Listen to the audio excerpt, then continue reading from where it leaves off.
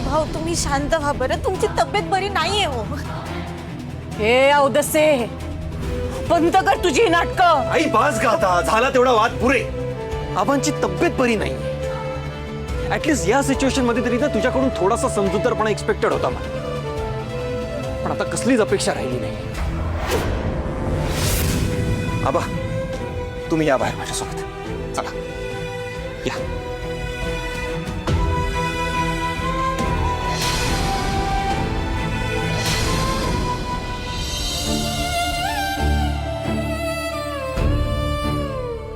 आबा तुम्ही नका ना त्रास करून घेऊ स्वतःला. एवढं तुम्ही एवढे पॅनिक झालात, तुम्हाला त्रास होईल आबा. तुमच्या तब्येतीसाठी चांगलं नाहीये.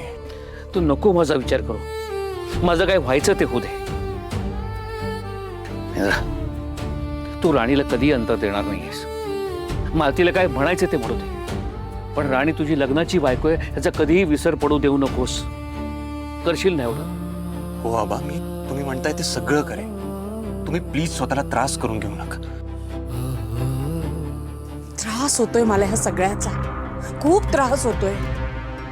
माझा मुलगा तर माझ्या हातून गेलाच आहे, आता माझा नवराही माझा राहिला नाही. एवढी वर्ष बायको म्हणून यांची साथ दिली आणि यांनी काय फळ दिलं त्याचं? या अशी वागणूक का, असा अपमान? मालती मॅडम असं काही नाहीये, आबा चुकीचं नाहीये. तुम्ही असा विचार करून स्वतःलाच मनस्ताप करून घेताय. तू गप ग, तुला विचारलंय मी, एक शब्दही बोलू नकोस. माझा सोन्यासारखा संसार, माझं कुटुंब हळूहळू न तोडायला घेतलंस तू.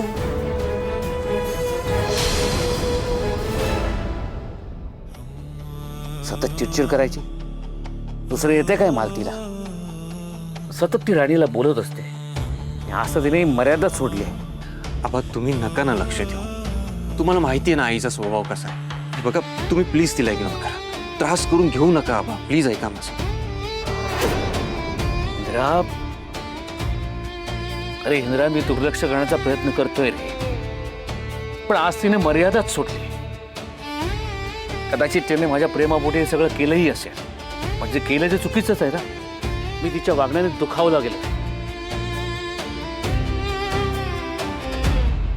प्रत्येक वेळी मला समजून न घेता फक्त दुखावलंच आहे यांनी मला. मला काय वाटतं याचा कधीच विचार केला नाही या माणसाने. मी मान्य आहे ना, यांनी शून्यातून विश्व निर्माण केलं ना, पण हे सगळं करत असताना मी सुद्धा त्यांच्यासोबत खंबीरपणे उभी होते, हे ते विसरलेच. हे म्हणतात ना, स्वतःच्या हिमतीवर फॅक्टरी उभी केली, पण ते तिथे लढत असताना मी इथे संसार सांभाळत होते, मुलाबाळांना सांभाळत होते, हे यांच्या लक्षातच येत नाही. प्रत्येक सुख दुःखात साथ दिली मी यांची, पण यांनी कायमच मला डावलून इतरांचा आधी विचार केला. पण मी तरी नेटाने संसार करत आली. मी होते ना म्हणून टिकले. दुसरी कोणी असती ना तर केव्हाच निघून गेली असती. बायकोसाठी तिचा नवरा म्हणजे तिचं जग असतं. त्या एका माणसासाठी त्याच्यावरच्या विश्वासाच्या जोरावर घरदार सोडून आलेली असते ती. आणि तोच नवरा जर तिला समजून घेत नसेल, त्याला तिचं प्रेम कळत नसेल, तर काय अर्थ आहे अशा संसाराला? मालती मॅडम वरनं रागीट वाटत असल्या तरी आतनं एवढ्या हळव्या आहेत हे माहीत नव्हतं मला. आणि त्यांच्या अपेक्षा सुद्धा काही चुकीचं नाहीच आहे. आपल्या जोडीदारांना कायम आपल्याला साथ द्यावी हेच तर वाटत असतं प्रत्येक.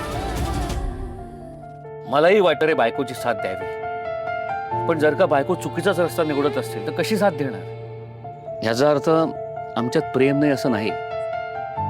आता म्हटलं की प्रेम, माया, जिव्हाळाही असतंच, आमच्यातही होतं आहे. आम्ही आमचं नातं निभावलं. पण तुमचं काय? तुझं राणीवरती प्रेम आहे ना? तुम्ही असं अचानक का विचारता? कारण मला तुझ्या मनातलं तुझ्याकडनं ऐकायचं आहे. सांग ना, तुझं राणीवरती प्रेम आहे ना? हो बाबा, माझं राणीवर खूप प्रेम आहे. हा तुझ्याकडनं हेच अपेक्षित आहे. आता प्रेम व्यक्त केलंयस तर त्या प्रेमाचा, नात्याचा आदर ठेव. तुमचं प्रेम नातं बहरू दे बोलू दे, आता मागे हटू नकोस. प्रेम कबूल केलेस ना तर ते निभावणं तेवढंच महत्वाचं असतं. हो बाबा, मी राणीचा हात शेवटपर्यंत धरण्यासाठीच पकडला. मी तुम्हाला प्रॉमिस करतो बाबा, मी राणीचं आणि माझं रिलेशन शेवटपर्यंत लॉयल राहूनच ग्रो करेन. I promise. लग्नात नुसतीच वचनं घ्यायची आणि द्यायची, पण ती पाळणार कोण? यांना वाटतं बायकोला संसारासाठी लागणाऱ्या सगळ्या गोष्टी दिल्या म्हणजे संपली आपली जबाबदारी. पण कधीतरी बायकोला काय हवंय नकोय ते विचारा ना. पण नाही, फक्त गोड गोड बोलायचं, माझं तुझ्यावर प्रेम आहे सांगायचं की झालं. प्रेम असलेले व्यक्ती ना असं प्रेम व्यक्त करत नाहीत, ते त्यांच्या वागण्यातनं सिद्ध करतात. अरे नातं ही मिरवण्याची नाही तर ती गिरवण्याची गोष्ट आहे. कोण सांगणार यांना? प्रेम हे काळजी घेण्यात असतं, आपल्या माणसाला जपण्यात असतं. त्याच्यासाठी काय चांगलं आहे काय वाईट आहे हे जाणून घेण्यात असतं. त्याच्या आनंदासाठी धडपडण्यात असतं. मी तेच करत होते ना. यांची काळजी वाटत होती म्हणून त्या घरात मदत मागायला गेले होते ना. पण यांना माझी भावना समजूनच घ्यायची नाहीये. आपण किती त्याच चष्म्यातनं बघत असतो ना माणसाकडे. आधी मला पण तुम्ही चुकीच्या वाटल्या होत्या मॅडम, पण आता मला तुमच्यातली हळवी, प्रेमळ, जीवाला जीव देणारी बाई, आई, बायको दिसते.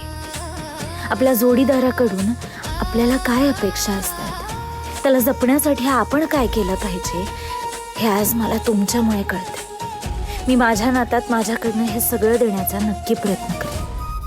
आबा, मी राणीला नक्की जपेन. तुमच्याकडूनच मी हे शिकलोय की एखादं नातं आपण स्वीकारलं की त्याला नेहमी जपायचं, त्याच्यासाठी उभं राहायचं, त्याचा कायम आदर करायचा. हाच विचार मनावरती कोरून ठेवा. जर का तुम्ही असेच एकमेकांसाठी जगणार असाल, एकमेकांवरती प्रेम करणार असाल, माझ्या असण्या नसताना काही फरक पडणार नाही. फक्त माझ्या मातेला काही होऊ देऊ नका, तिला जपा. आबा, तुम्ही कसं का बोलताय? राणीला तर मी जपेनच, पण मी तुम्हाला आणि आईला सुद्धा जपणार आहे. तुम्ही प्लीज असं काही बोलू नका.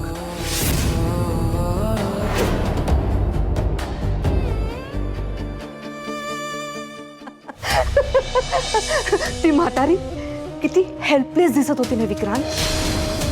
I was so happy. तिच्या तर डोळ्यातलं पाणी बघून आहे ना मला असं वाटत होतं की आपण आपला बदला